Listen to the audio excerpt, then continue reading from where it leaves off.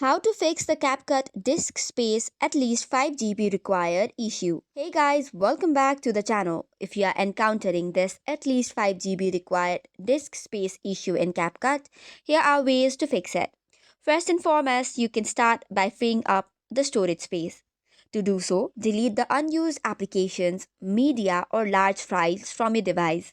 Check for the files option and delete such videos, audios, as well as the files and PDFs.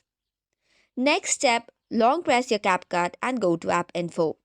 Tap on Storage and Cache and then tap on Clear Cache. You can even clear the storage, however, it will delete files and settings as well. So make sure if you have a backup.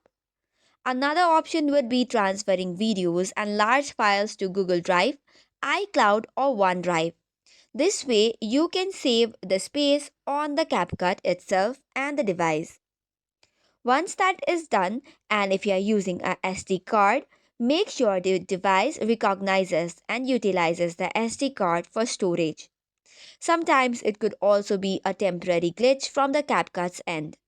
To fix the bugs and such fixes, you can head over to Play Store or App Store, search for CapCut, and install the latest version.